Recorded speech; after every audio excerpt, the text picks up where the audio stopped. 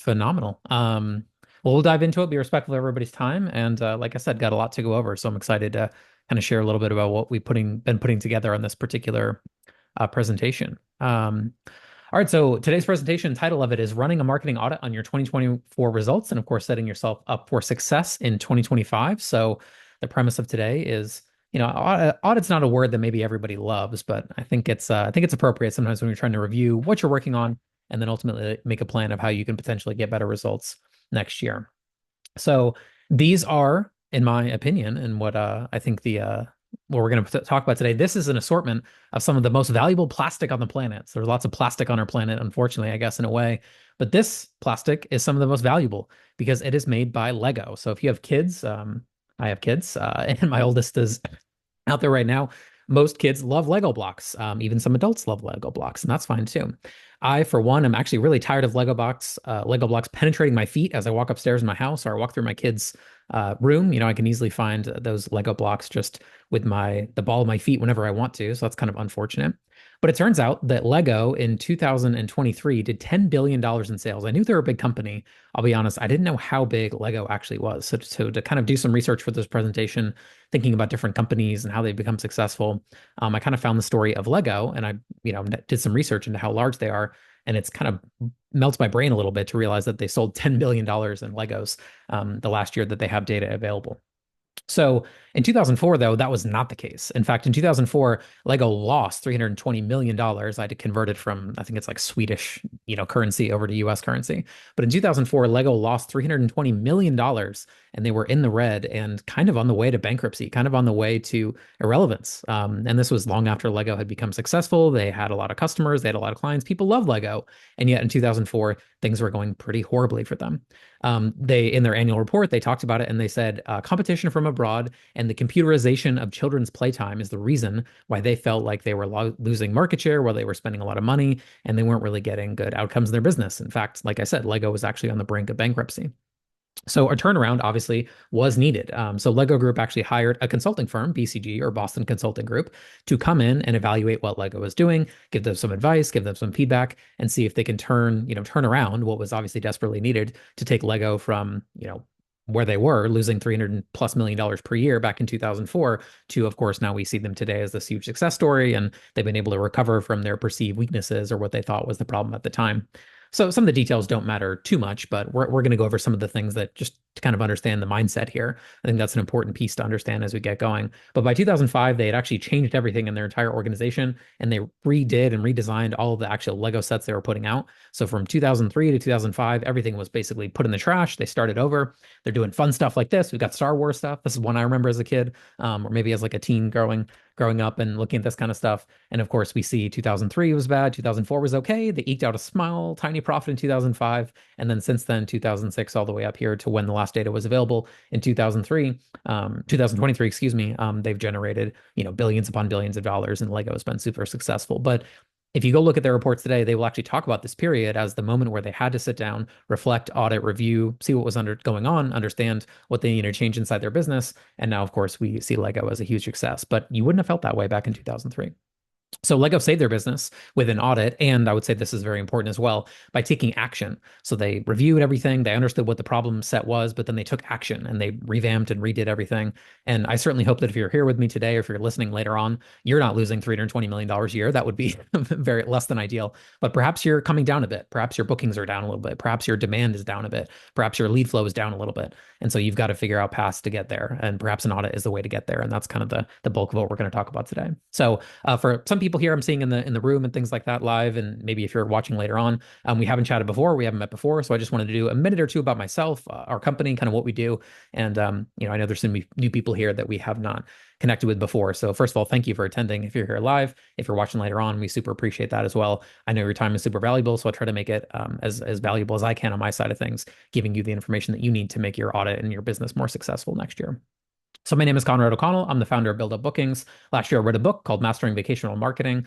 That book has now become an Amazon bestseller. So if you're going out to Amazon, you can check that out. If you stay to the end, maybe we can do something fun with the book. So if you're live, stick around for a little bit, and we got some fun stuff we can do with the book at the end if you're looking to pick up a copy and learn more about it. I've really spent the last 9 or almost close to 10 years at this point working with vacation rental managers, and our campaigns, if I collectively look at them, have driven over $50 million in direct bookings. So we've seen some, good things. We've seen some ways that maybe things could be executed upon better. And of course, the goal today is to share some of that insight, share some of that knowledge with you.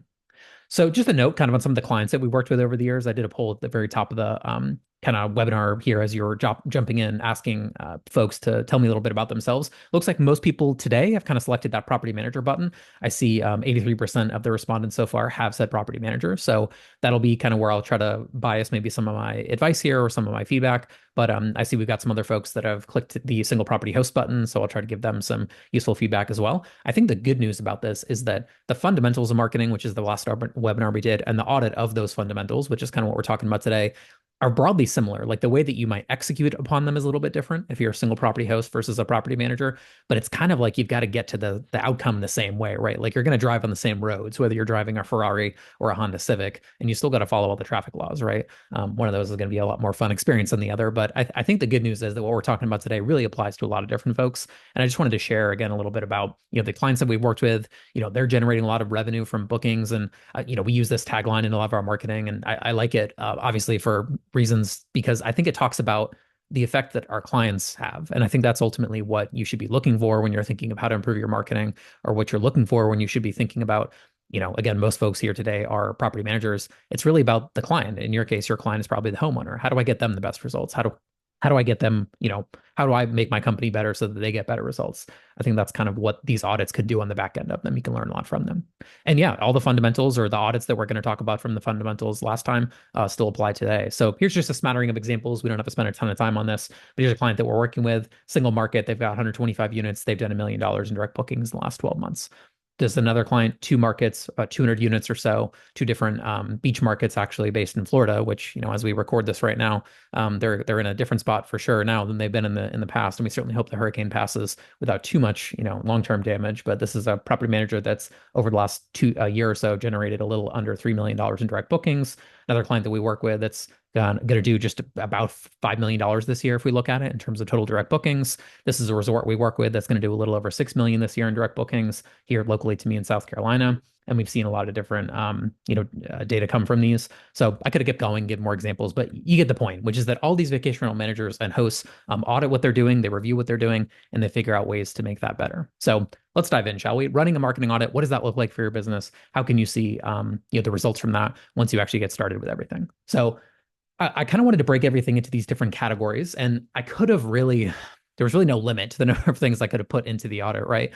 We've done some website conversion audits with folks before where it's 20, 50, 100, 200 items in there. But I guess what I wanted to do and what I'm hoping to accomplish today is to really break it down and be a lot more specific and a lot more tactical into each of these 6 areas. By no means do I think this is comprehensive and covers every single thing that you could be doing in your vacation rental business. But I think if you're trying to get more reservations, if you're trying to get more bookings direct, these things feel like the safest bets to me based on all the data that I've looked at and all the clients that we've worked with, over the past few years of BuildUp bookings. So an audit is great. Like in theory, we could, like I was saying a minute ago, uncover every single stone in the river and make sure that we look for every little nook and cranny to figure out what's going to work best. And my sort of belief system, by the way, is that any form of marketing can work, right? With enough volume, anything that I skipped over, I didn't put on this list today, could work. So I'm not saying that if it's not on this list, it's not a marketing activity worth doing. It very well may be. But what I've noticed, again, looking at all the clients that we've had the opportunity to work with over the past few years, these are where we get the best results from. So if I could only pick 6, and I've got an hour of time as I've got with you today, these are the 6 that in my mind make the most sense to be focused on if you're going to review, audit, and look at what you're doing to figure out how you can make it perform better. So, people talk about like the 80-20 principle, or like, where does the majority of my results come from? In my mind, it's these, and that's kind of where I think we're going to focus on today. So top left to bottom right, website performance kind of being number 1, search marketing number 2. We'll talk both on the paid side of search marketing, or what some people might call PPC or SEM. And then we're also going to talk about the organic side of search marketing. So most people might say SEO, organic search.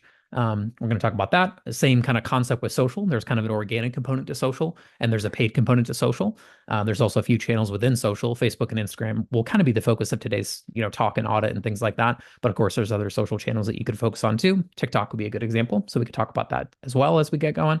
content marketing, I kind of separated this on purpose. We'll get to that obviously here in a few minutes, but content in my mind is certainly what you put on your website from like a blog post perspective, resource pages, that kind of thing. But content is everything you produce, right? The emails you send to your guests when you're actually getting for them ready to arrive at your properties, right? Content is also the guidebook that you send them when they're there and you're giving them recommendations on where to go, what to do, all those kind of things. Then we'll head over to email marketing and then finally fees and budgets. So at the end of the day, the dollars and cents of everything is how we can make all these marketing engines go. So we'll kind of wrap up on fees and budgets. All right. So stay to the end. If you're here live, I've got sort of a downloadable version of the checklist that we're going to go over. So again, if you're watching the recording, you're seeing the recording, you don't need to like take notes or anything like that. You've got it. But again, if you're here with me live, stay to the end and I can send you sort of a checklist or a downloadable version of what we're going to talk about today, just to make, going through this in your own business and your own company a little bit easier. So just stick to the end. I'll give that bonus out at the very end. It's just a Google sheet that'll make, I think, everything we're going to talk about today a little bit more tactical and a little bit more, relevant. Also, would love questions. We've got a good amount of material today, but if you guys have any questions that you want answered, I'll try to carve out a few minutes at the very end here and try to get through any of those questions that might come in as they come through. So there's a chat function here. If you're here live, feel free to use that chat function so we can see what's going on there. All right, so always love to start with a quote, right? When we go through each of these sections. So this is one from Will Durant. I like this one quite a bit. Where what we repeatedly do, excellence then, is not just an act, but a habit. And I like this quote quite a bit when I was thinking of what to put in on this section, because I think a lot of people think that marketing is like this viral activity or this one-time thing that's going to occur in their business. And they're going to go from not being good at marketing to then all of a sudden a viral event is going to happen or something positive is going to happen. And then the marketing is done or the marketing is complete for some period of time. And I'm not saying that virality does not exist in marketing. Of course it does. We can point to a lot of examples of where a viral ad or a viral brand has come from seemingly nowhere and seen a lot of success. I just don't think it's very repeatable and I don't think it's very plannable, right? So it's not like we can hope for one thing to occur and that's what's actually going to drive the results in our business. We've got to think, what are things that we can do every day or, weekly or monthly or something on a reasonable cadence or reasonable schedule that's going to lead to an outcome that we want. And we can always sort of try to increase our surface area for viral, videos to occur. If you're posting more on, let's say, Instagram, your chance of getting a viral reel for your property goes a lot higher than if you're not posting. One would assume or get to the conclusion there, obviously. But I think it's a bad idea or a bad kind of concept to just try to force or assume that virality is going to be the thing that's actually going to lead you to where you want to go. Most of the best clients we work with, all the top property managers that we've seen kind of under the hood on over the past, for me, 9 years at this point, don't really have this one thing that happened. They might have a few stories or examples of like, oh, we put up a Facebook post one time and it went viral and we got 1 million views. But it's really just like the day in, day out consistency of these things that really leads to, I think, that great outcome that they have. And it's really just like, how do I build a brand awareness over an extended period of time? So I guess what I'm hoping for, and we'll talk about this a little bit later at the end too, is that you don't go through a checklist, do everything frenetically or rapidly one time, and then put it back on the shelf and never look at it again. I think a better structure for us to think about is how can I consistently do these things over all of next year, like starting this year and then all of 2025, what things are sustainable, what things can actually do consistently. And that's where I think excellence or just great brand awareness or great marketing comes from, is really just these little things that we do over an extended period of time. So this audit, I certainly don't hope anything we're going to talk about today will make you feel bad. I mean, maybe that might occur if you feel like, oh, no, I'm not doing this, I'm not doing that. You might feel like your checklist is a little bit there. But, in my mind, if you're successful and you're here and you're, taking time out of your day to sort of attend this and figure out how you can get your marketing in better shape, to me, you're probably already ahead of 90% of property managers out there that are doing nothing or not taking the action they need to. But if my past experience have taught me anything, it's that when people are confronted with a very long list of things to do or they're not doing, they can maybe feel bad or get demotivated. So I don't want you to be demotivated, because I think if you were to go audit any single VRM, vacation rental manager company in the US, it would be so easy to find little mistakes or little things that weren't done perfectly.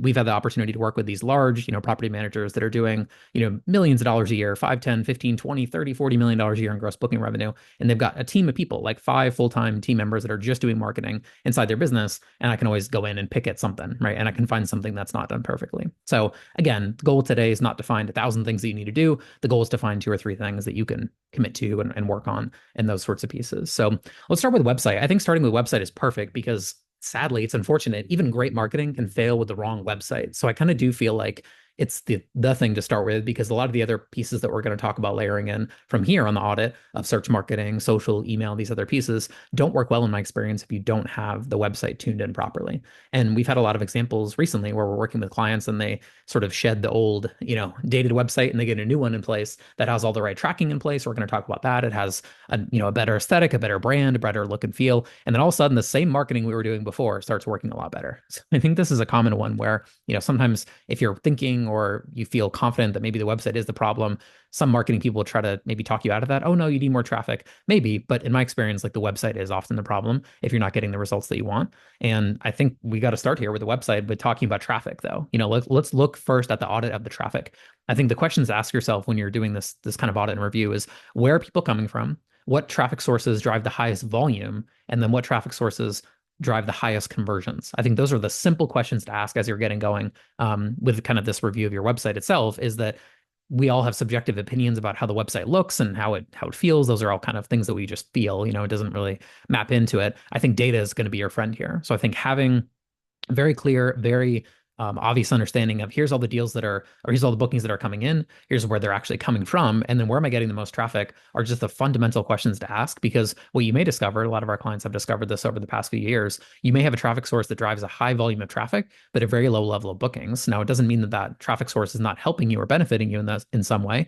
Social often falls into that bucket for a lot of clients that we work with in the vacation rental space. They get a lot of maybe clicks from social, particularly if they're running ads on Facebook or ads on Instagram, and they don't get a lot of bookings. And some clients might get discouraged by that. And then we later go in and dig in further and realize the fact that many guests who are booking are finding the properties through social media and then later going to the website directly to actually make a reservation.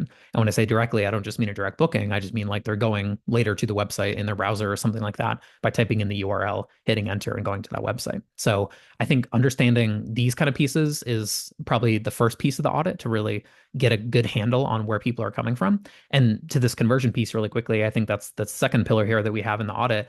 You'd be shocked at like the lack of tracking that I think a lot of folks have when they're doing sort of marketing activity. And I think that's probably one of the weak spots that a lot of folks, have to deal with, which is that if you're getting traffic to the website, it's so critically important that if we can, and I realize not every PMS supports this, not every website supports this, which maybe that's fodder for changing your website if you need to, but if you have the tracking in place, then we can actually understand exactly where things are occurring. Without it, we are at best guessing, and that's being generous with that sort of phrasing of we're guessing what's going to work versus seeing what actually is working. And when we get clients that actually add in this tracking and we understand the percent of people that are coming in and converting, how effective our different ad campaigns are, we have two campaigns, both spending the same budget per day. One may be converting 5x, 10x, 20x better than the other one. Once you have an understanding of that, then the audit is so much more useful because you're actually understanding, okay, I spent this and I got that. I spent this and I got that. I want to do more of this and less of that, right? Like just simple conclusions are so much easier when you've got the right data in front of you. I think it's going to be really, really challenging, or I would argue pretty much impossible to do an audit if you don't have a good sense of where people are coming from and how they're actually converting on your website from a booking perspective. So I think these kind of two pieces of where are people coming from and how are they converting are probably the most important pieces to get in place before you really do the audit in earnest on each of the other channels we're going to talk about coming up here, like search, social, email, all those other things. So the last kind of tile here that I want to talk about for a few minutes is user experience. So it's not just does your website work, it's how does your website work, and I think that that's something where it's easy to, I guess, have a sort of black and white view or a binary view of how these things are working. So we could make a checklist to say, like, I put in dates into the homepage of this vacation rental website, and then I get to the search results page and it returns properties. But if it takes 5 seconds for that to happen, or if the map doesn't load properly, or if the properties are, the dates don't carry over properly, there's so many little things that can occur where one thing doesn't kill your conversion rate in my experience. It's usually this collection. It's usually this sort of almost like snowball rolling down the hill in a bad way of little problems at a website that pop up and hurt conversion rate so drastically. I sort of have this theory that 50% of your success with like this marketing and advertising game in general comes down to like how you set up the ads, who you're targeting, what you're showing them, the ad creative itself, the copy, the graphics, the landing page, all that kind of stuff, right? And then the other half comes down to the website where you're actually sending them. And I've actually seen many situations recently where I would argue someone set up the ads really strongly, like they set up the ads perfectly, using the best practices, if you will, that Google or Facebook or Meta would have in place. And then they send them to a page that's not set up well for success, and then their ads fail. And then I've kind of seen the other thing at times where, we've got the chance to look at audit or do an audit of someone's Google Ads account one time where they were really setting things up poorly, but because their website was like their properties were so desirable, it was kind of working, even though the ads weren't really set up that well. Of course, the optimal outcome is that we get both working in tandem. But I think it's unfortunate that kind of in this competitive environment, you've got to be able to nail both those things. You got to set up things properly on the advertising and marketing side, and you've got to have the user experience on your website be tuned in and at least be a reasonable, like on par experience compared to working with an OTA platform, right? A guest is going to compare you, whether unfairly or fairly, to an OTA platform in terms of website experience. And if your website loads a lot slower, if your website doesn't have the same, ease of use where I'm clicking on dates and I'm getting back quickly the price quote, what I expect to pay for the reservation, all those things, then they're going to consider going somewhere else to another local competitor, or they're certainly, of course, going to consider going to an OTA.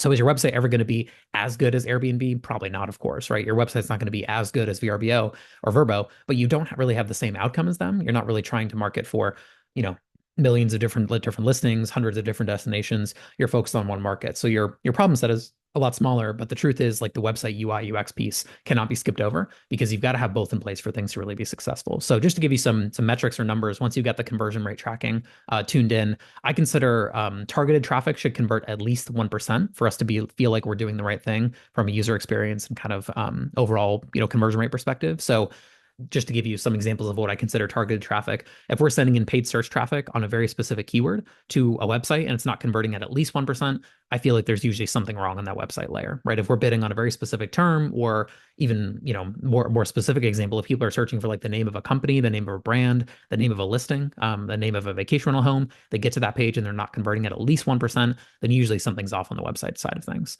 On the flip side, if you're converting at over 2%, whatever marketing channel that happens to be that converts at more than 2%. So if you send in 100 visitors from whatever the marketing traffic happens to be, and then you get at least 2 bookings from that, and you could repeat that over a long period of time, you got to figure out what you can do to get more of that traffic, right?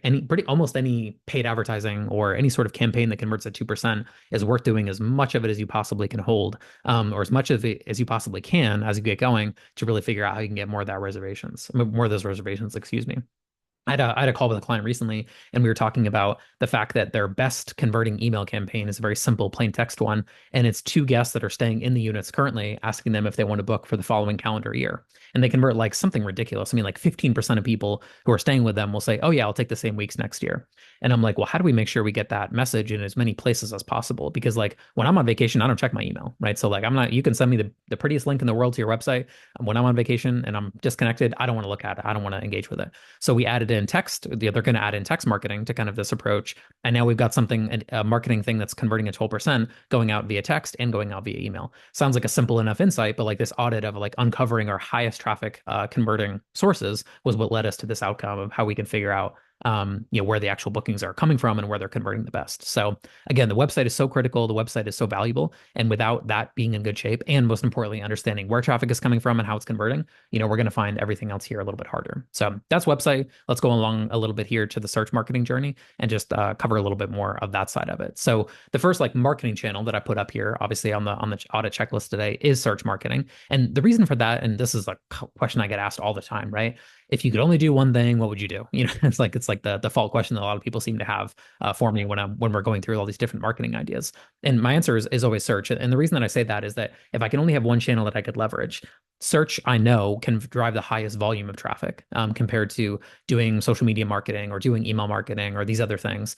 I can get the highest volume of clicks from people coming from search. And when I say search, let's be honest, I mean Google. Of course, there's other search engines, but 95% of our traffic is going to come from Google.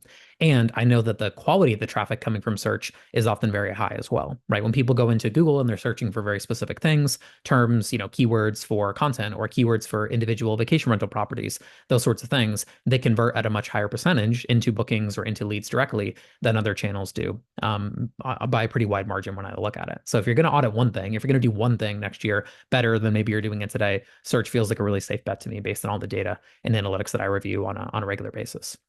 So again, I kind of mentioned this a few minutes ago at the top. We talked about search kind of has both this paid and organic component. I think some people dividing these two things is kind of silly, to be honest with you, because both channels drive what essentially amounts to the same traffic, right? When you go into Google and you do a search and you click on the second ad, for example, in the ad block versus clicking on the second organic result, the traffic intent is the same, right? Now we're paying for one and we're not paying for the other. I would argue we kind of are paying for the SEO piece of the puzzle, right? With respect to we're paying with time, we're paying with energy, we're paying with other things that are not giving Google our credit card. It's a little bit different in that respect, but they both amount to, again, what does in fact the same traffic? So if you're very hesitant to invest into ads, or you're maybe investing in ads right now and you're not sure if you should be investing more, I would say the first thing is let's understand the tracking. So we can go back 2 slides and look at the tracking. What are we spending versus what are we getting out of it? We'll talk about that more a little bit here in a few minutes as well, when we talk about fees and we talk about structure of payments and ROAS and things like that. But if you're putting money into ads and you're not getting the results that you want, let's first try to figure out if, like, are we sending in the right intent traffic? So I think understanding I'm paying money on the ad side of things to Google. What's my ROAS? What do I consider an acceptable ROAS? So ROAS meaning return on ad spend. And how do I know if I'm getting all the growth opportunities in front of me that I should be getting? I think it starts with just understanding those 3 metrics. So if I'm looking at a Google Ads account for the first time, I want to understand a few simple numbers. What are we spending? Let's just pick a number. Let's say we're spending $1,000 a month. What are we getting out of that from a ROAS perspective? So again, some of our clients may spend $1,000. They would expect to get at least $5,000, let's say, of gross booking revenue from that $1,000 of ad spend. So our ROAS in that situation would be 5 to 1. How many impressions am I actually gathering? So impression share tells us if there's 100 searches occurring in a given day or week or month, how many of those searches am I showing up for? Let's go back to my previous comment about if you have something that's converting at 2%, put as much of it, much of your budget into that as possible, right? If you're converting at that, because you need to understand that's probably, a home run hitter and you should ride that thing as long as you can. Impression share will tell you that, because if you have a campaign converting at 2%, but you're only showing half the time, we should go in and maximize our budget, maximize our ad spend into those things that are working best. And it may mean that we turn off a different campaign and save that budget and put it more into the one that's working best. I think that's kind of what these audits can uncover for us a lot of times. Is we have audits where we don't change the budget for a client at all. We just allocate it very differently. We shift it around very differently, and we get a much better outcome there.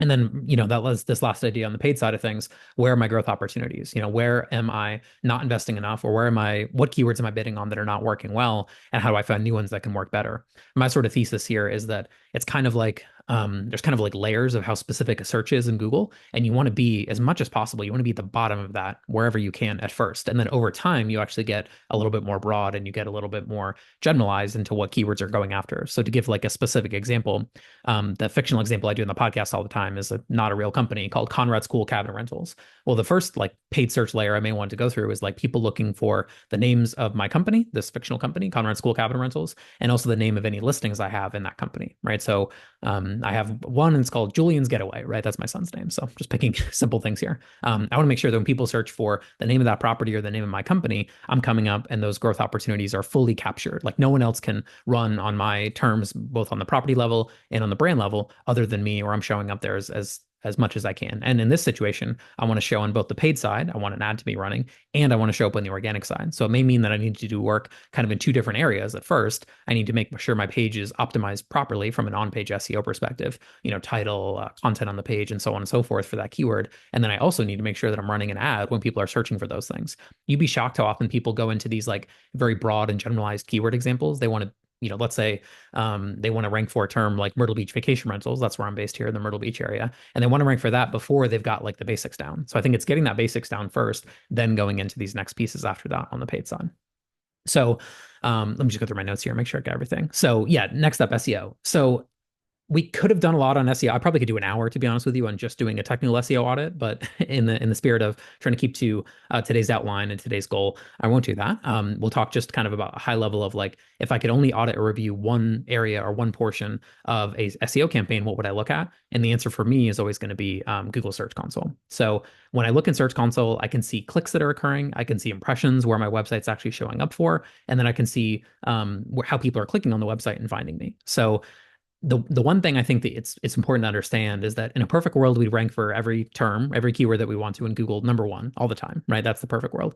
In the real world, we've got to understand what are the keywords that actually move the needle for us. And if there's a keyword that we feel like is really valuable, it might even be worth going, by the way, and running that keyword into paid ads and seeing how well it converts. You'd be, again, surprised by how often a client might give us a mandate or an idea or an example of, hey, we want to rank for this particular keyword. And then we actually try it in the paid ads side of things in Google. Google, and the keyword doesn't convert. So like, it's actually a good thing. I would be honest, a really good thing that we did not go ahead and try to rank for that keyword organically and put a bunch of effort into it. Because if we had, maybe we would have got to the end of the rainbow there, so to speak, and realized that that keyword wasn't going to convert anyways. So paid ads and some of these things can be a great way to like get more data, get more research in front of you so that you understand what's going to work well from an SEO perspective. And some of the best wins we've had, I would argue, on the SEO side, or when you're auditing your SEO results, could be, what are my best, converting traffic on the paid side? How can I make sure that I rank the best possible on the organic side so you can learn more from that? The last note I had in here on SEO is we can look at clicks, we can look at impressions in the Search Console. That's ideal. But I think that links built is probably the next thing that you want to look at. My sort of, again, belief and work that I've done over the past few years has indicated to me that most of the time SEO comes down to a few things. It's TLCK, right? It's technical, link building, keyword research, content creation. That's what really SEO is. So at the end of the day, if you're going and trying to rank your website better in search, and I'm sort of here advocating that you do that because this is where some of the best quality traffic comes from for most of our clients that we work with.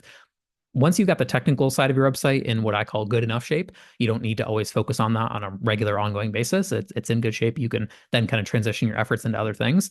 At that point, it's really just, can I build more relevant pages on my website? And can I build links to my website? Can I get more people to reference my website out there on the internet so that people know who I am? They'll find me, Google will find those links, and then I'll get a benefit from it. So I think it's easy to overcomplicate it, because certainly when you get into the nuance of SEO, there's a lot of different kind of ways to approach link building, or there's a lot of different ways to approach doing a technical audit and those kind of things. But I think if I had to just look at an audit and say, all right, just walk me through how many links were built, how many new pages were added, and then what was the effect of that in Search Console, I think you're going to get really close to the answer that you need of what your weakness is or what you're not doing that you can then do better and, improve on for 2025. So yeah, I could probably do, again, like I said, an hour on just technical SEO, but I wanted to give a quick example as it relates to, like trying to figure out how many links you might need to go from wherever you are to the top of Google. So I did this research a few weeks ago. So some of this market I picked was just kind of at random, but just to give you an example, I picked a market where we have no clients, Amelia Island, Florida, which hopefully they're spared from this hurricane that's coming. But this is a client, or this is a market in Florida that seems to have good search volume, good demand. It's not a new market, that no one has ever found before. People have been around there for a long time. The top ranking local site on Amelia Island has 62 links pointing to it. So 62 different websites have linked to the top ranking local site in Amelia Island. So if you were building 2 links per month, it would take you 2 years basically to get just as many links as that company has that, from what I could tell, has been around for 5 or 10 years at this point. If you were building 3 or 4 links per month, you might only need 1 year to actually get just as many links on that website as you had from other places. To me, that's wild, right? Because it makes you realize that there's not that much difference, or there's not that much in the way of you actually ranking well in Google and when you're competing with local sites. And most people aren't spending a lot of time, effort, and energy on this. So if you can do that piece, if you can understand where your top local competitor is and then compare where you are, you may realize that you're not as far away as you think you are. Again, I think a lot of folks will compare their marketing efforts or how many links they have to Airbnb, and that's silly. You're not competing with Airbnb. You're competing, most people who are listening are competing in their local market. They're trying to compete with the 1, 2, 4, 5, 6 property managers in their market. You're racing against a handful of folks. You're not racing against Airbnb and $1 billion budget. That's a totally different game to play. The last thing I'll say is that one of the best things I think to understand, and we've talked about this on previous, I've talked about this in previous media and podcasts and stuff that I've done, is understanding how many people are searching for your brand name every single month. So going into Google Search Console, looking at the data that's coming in and realizing how many people are searching for, again, this fictional example of Conrad School cabinet rentals every month. I love that data, love that information, because to me, it's validation that all the marketing you're doing is working. When people are going to Google and looking for your specific company, they've actually at that point narrowed out, or they've eliminated, if you will, most of the other competition out there. They're not considering other property managers. They're not considering even OTAs at that point. That's the best quality traffic that I could get, is people searching for my brand name. But I think if you're auditing your SEO results, you don't want to overly rely on that, because that may be where a good chunk of your conversions and a good chunk of your actual results are coming from, is people searching for your brand name. You want to see if you can look at non-brand traffic that's coming through. And non-brand traffic will probably tell you a lot, because non-brand traffic is ultimately that person finding you for the first time. And they've never seen you before. And then when they see you, now we're building new interest. We're building new things that come into the fold, which is going to help you ultimately get better results from search. So if you can go into your analytics, look at rankings and revenue from non-brand organic traffic, you're going to get a lot of benefit from that as well. All right, social media. So social, let's kind of head in this direction. So again, trying to simplify things today, or we're doing an audit. I would say if we can sum up social into 2 things, it would be social as an activity game and social as a creative game. So social is one of these channels, unlike search, where I can't build an asset like a blog post and then let that get a lot of visibility and a lot of traffic for the next, 10 months or 2 years or 3 years or something like that. We have clients where we've written blog posts and it ranks for a really long time in Google. Unfortunately, that is not social media. And social media is an activity game where most of the time a piece of content that we post into Facebook or into Instagram is going to last anywhere from like 20 minutes to 2 hours, right? I mean, every once in a while you'll see something last a little bit longer, but that's usually not the case in social, right? Social is this game that we've got to kind of keep playing over and over again. We've got to keep posting over and over again for us to see results. Now, it doesn't mean that I don't think you should do it or that you shouldn't be having this as part of your marketing plan. Of course, there's a lot of benefits to be leveraging social and in getting some, some wins from it, but that's the game, right? We've got to realize that we're committing to doing something for an extended period of time, which is also why I believe that in social, looking at page growth and engagement across what your active channels are is the key. So it's not, I've seen a lot of reports before in the past where it's like, I have 10,000 Facebook followers. Okay, cool. That's awesome. But like, are any of those followers actually engaging with the content? Because I'll take a page that has 1,000 followers, but gets 10% of people who actually follow the page to like, comment, share, or do something with it over a page with 10,000 followers, but only, 1/100th of those people actually engage in the content. And you'd be surprised at how often that's kind of the metric that folks are optimizing for. They're optimizing for number of followers, not number of people actually engaging with you. It would be like if I was doing this, presentation right now and there was 1,000 people in the room, but none of them were paying attention and they were distracted versus having 50 people in the room, but they're intently listening to everything I'm saying. I think that's the one thing that people just don't understand. And reach on social is one of these things that can be gamed easily, if you focus on the right kind of content and the creative that people want to focus on or they want to see on their feeds, right? So I think a high level of activity, posting as much as you can while keeping the content quality high is kind of the battle here, right? So I've got to figure out what channels can I do well, how much content can I actually push out, and how to make sure that I keep my quality high, even if it means you slow down your quantity a little bit. I think that's the play as we look at where social trends are going. You're better off posting once a day, twice a day, or excuse me, once a week, twice a week, but posting something that's interesting that people really are looking to consume or watch. So on Instagram, that might be doing more video, for example, versus doing a post every single day, but it's getting very low engagement. In fact, we've seen a lot of clients where they slow down their posting and they actually get way more reach because the posts actually get some momentum and get some legs. People start to see it, and then it gets shown to more people, and so on and so forth. There's kind of some beneficial loops that come from there. So high posting frequency but low kind of care about the content is kind of the wrong formula in my opinion. And I think you want to audit what posts have done best. So if you go into, for example, like Meta Business Insights, you can go look at like the last 12 months of content you posted on social and be like, let's look at my top 10 real quick. Maybe you posted something twice a week, so you posted 100 pieces of content. Let's go look at the top 10 and see what I can learn from that. Probably their video, and probably there's something that tapped into a trend or tapped into an interest that had an interesting aesthetic to it, and you can probably find a lot more from that. So the next piece here that I want to talk about on the paid side of things is just like we talked about with a second ago on search, there's an organic component and a paid component. The same thing applies, of course, to social. And when I say social, again, I mostly mean Facebook and Instagram. And a lot of people try to, again, make Facebook ads really complicated. I've kind of started to say this WWW framework, which is what are we actually trying to get people to achieve with the ad? So most of the time that's make a booking or fill out a lead form or, give us some information so we can follow up with that guest. That's kind of the first thing. Who do we want to show that ad to? And then what do we actually want to show them? So if we're thinking of social and we're thinking of ads, I think a lot of people get very focused on that last piece of like, here's what the video or image should actually look like. And they kind of skip over those first two pieces a little bit too much.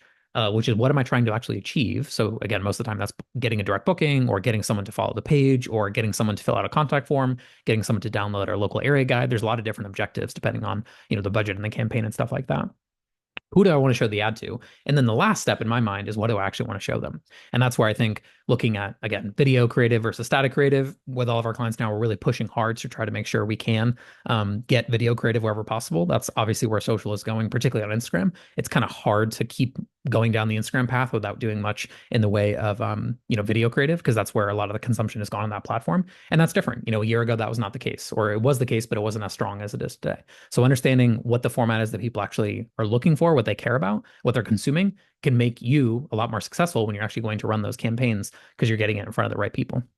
So page growth in terms of just getting more people to follow you, getting more people to consume your ad is easy, right? I can get likes for a penny if I target folks in Bangladesh. But if you're listening and you're in the US, you probably aren't going to get many people coming from Bangladesh to actually book a vacation rental with you.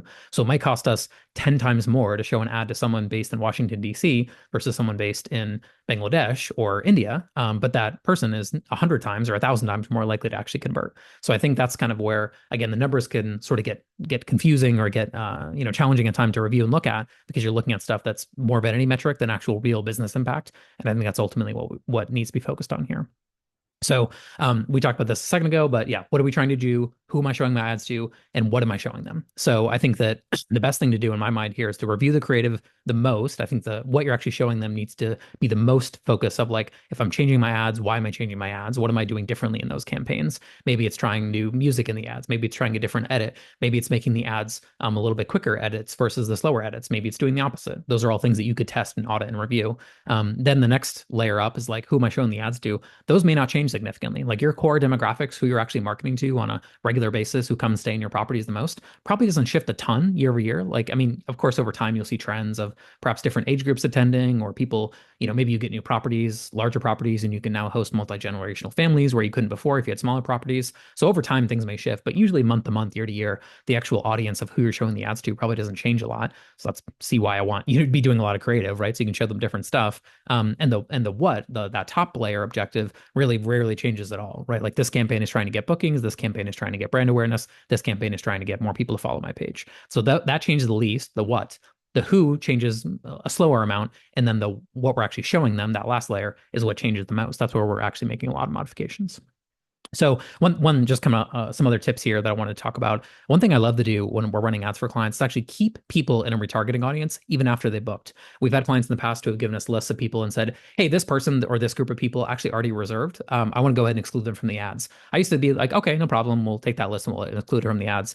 I now no longer like to do that. And if anything, I want to make sure that people who have booked are seeing our ads over and over again, because there's nothing I love more to see on a Facebook ads campaign than to see comments from real people who have left a comment on that ad itself and have said something to the effect of, oh, I just booked with Conrad School Cabins, or I just got back from my stay. It was awesome. We had a great time. The property was amazing. It was clean. It was everything I expected, all those kind of things. That's the sort of social proof that you can't fake. And that's the sort of social proof that really can convince someone to be like, I'm seeing this ad for the first time. I'm seeing this company for the first time. How do I know I can trust them? Seeing a dozen comments underneath an ad of, these guys are awesome, they took care of me, they took care of my family, is so valuable. And I think we as like marketing professionals have gotten too into the data at times where it's like, oh, let's make sure that our, 1.1% of our budget doesn't go to the wrong people, when we don't realize the positive or the benefits that you get from actually showing that ad to someone who's already booked. If you're doing a great job as a host or as a property manager, they see that, they leave a comment, and there's so many pros there. So I just wanted to kind of put that in there. I don't know exactly where it fit in the presentation, but I wanted to put it in that middle spot there.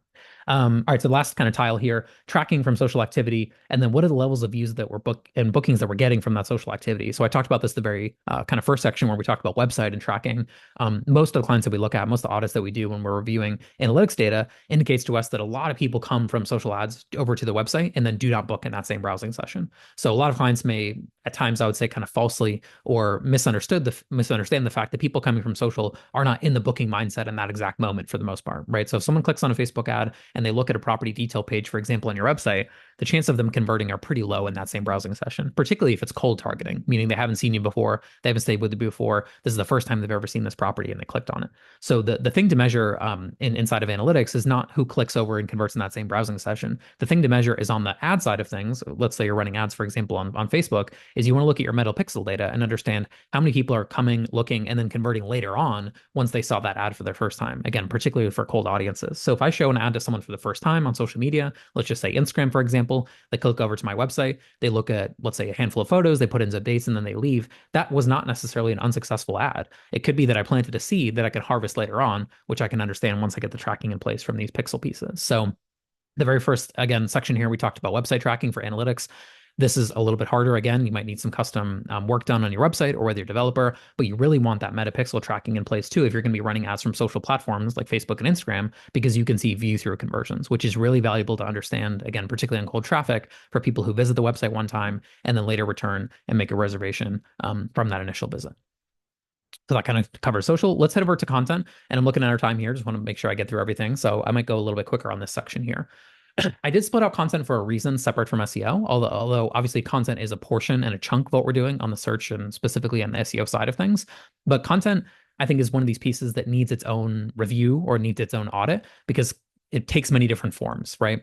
One thing that COVID taught me a lot of things, but one thing it taught me, unfortunately, is that restaurants were closing left and right during COVID. So all these restaurant guides that we spent hours working on with our writing team, with our content team for our clients, here's the 10 best restaurants in Myrtle Beach, South Carolina, became irrelevant pretty quickly as restaurants were closing left and right, throughout 2020 and 2021. So we had to go and update some of our clients. We had to update like 5 times, 6 times. We had to go and update these blog posts to make sure that they were still accurate.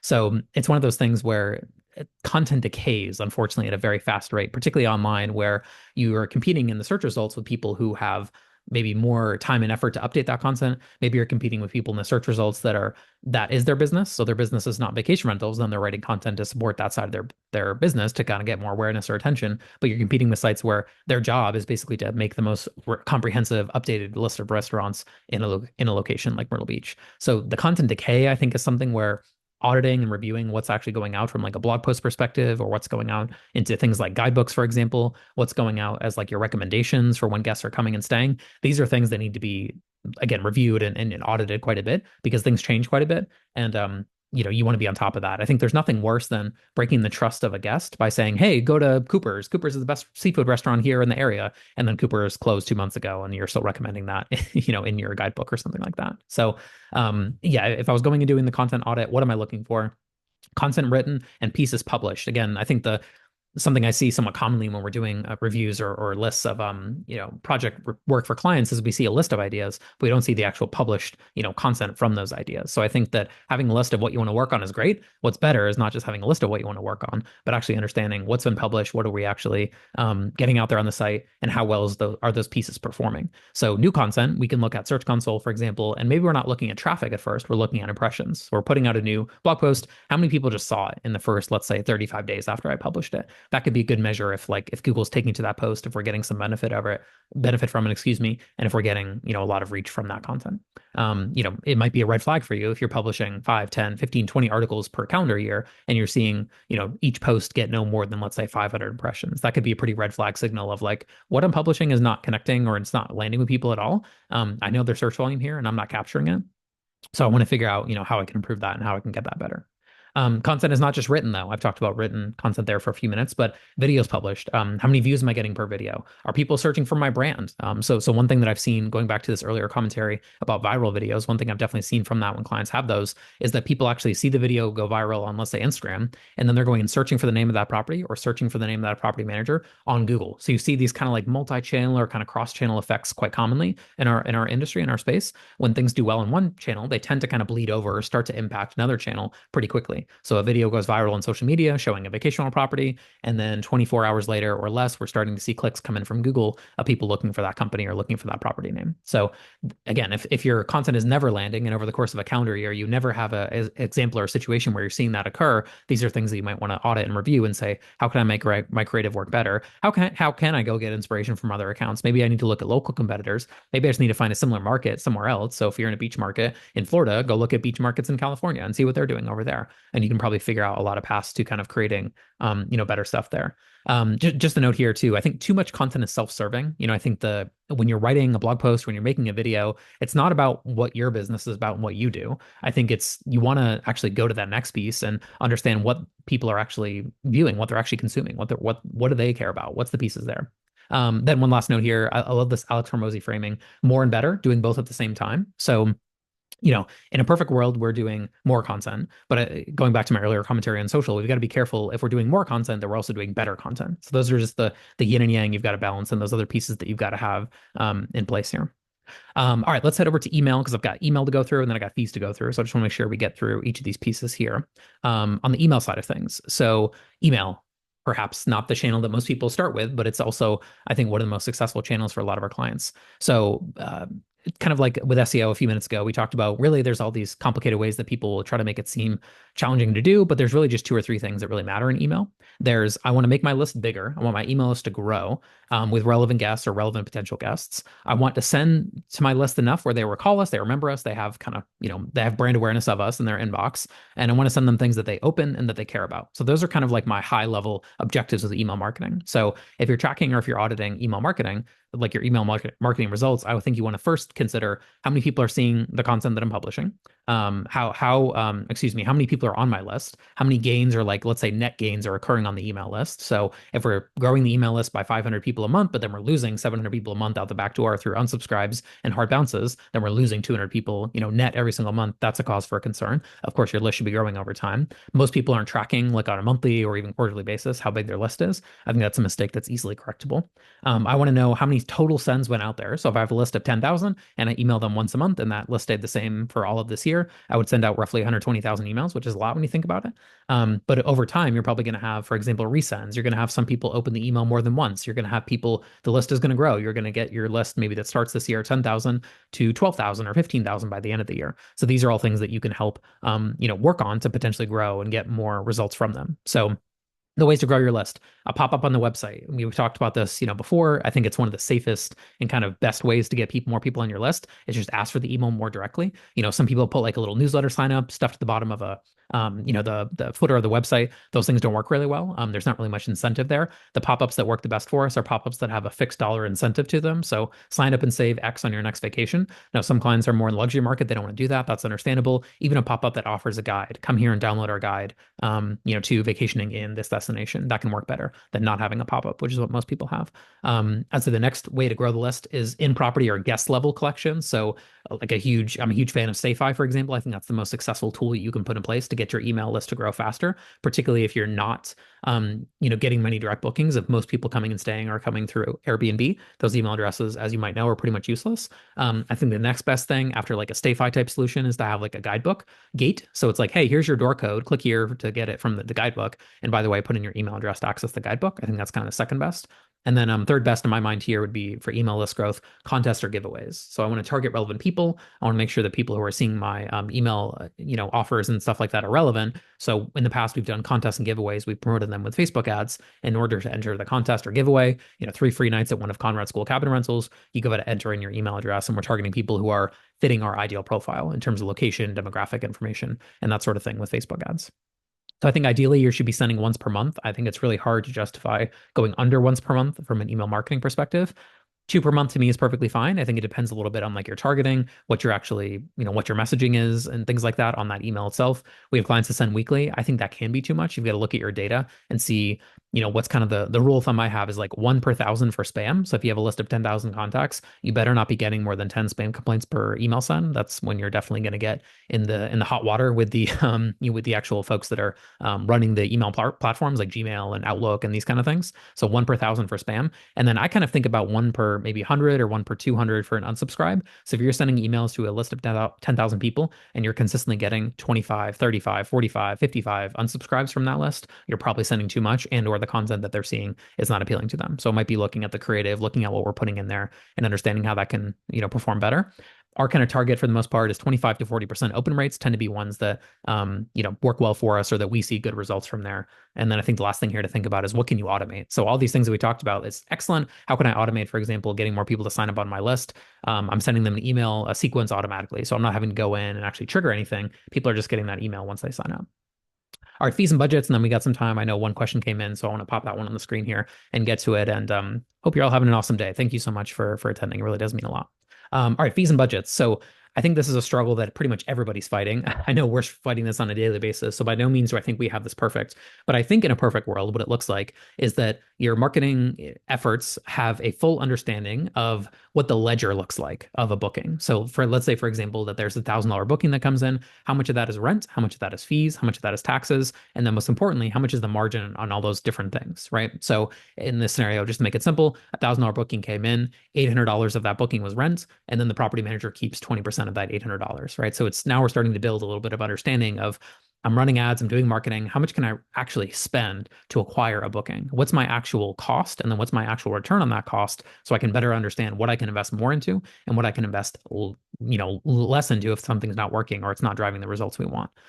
So again, this is something where I think it's really challenging to get this data, in like a per booking lever. My sort of take on this is that if we can't do it per booking, maybe it's good to do it this monthly or quarterly. Hey, let's look at all the direct bookings that occurred. Let's look at our average commissions. Let's look at kind of what we actually make on each reservation. And let's kind of normalize that and understand what our costs are and what our revenue is so we can understand what we can invest into marketing, right? Because I think we have clients that we've worked with over the years that frankly overinvest in marketing. They spend a lot and they're paying too much to acquire a guest. And then we have, I would say more commonly, folks that are underinvesting in marketing. They're actually seeing good results, but they're not putting enough budget or they're not putting enough dollars behind their ads to actually see results, and then they're unhappy that they're not getting the results they want because they don't actually understand what their margins are and they don't actually understand what their costs can be per booking. So I'm a big fan, obviously, of having some kind of reservation fee. I think this kind of 5 to 8% range is a sweet spot of having a guest reservation fee, service fee, whatever you want to call it.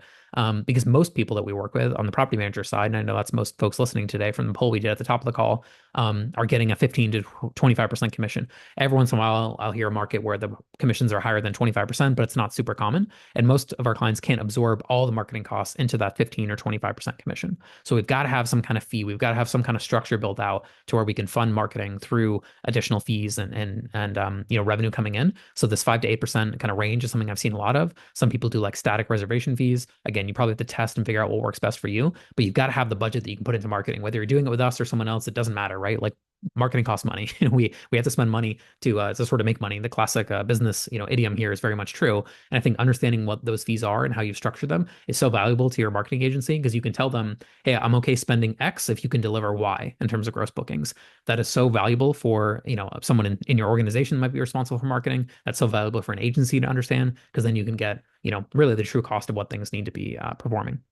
So again, I don't know what the exact fee load looks like for you. I do know that most people have done a lot more fees over the last 2 or 3 years than they have in years past. So maybe there's something to understand in that context. People are doing more fees, and that seems to be working okay for a lot of clients that we're working with. Is there a place where maybe you take the fees too far? Of course, but I think you want to test this, audit this, understand where things are at, and probably if you feel like you're under fee charging, you probably are. So maybe that's something to consider and adjust as you come into 2025. All right, let's recap for a few minutes, and then I got a few questions to go through. So let's recap where we've been. We talked about website performance, search marketing, social media marketing, content, email, and then fees and budgets.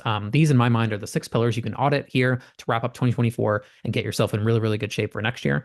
So those are the things to focus on. I saw a question came in.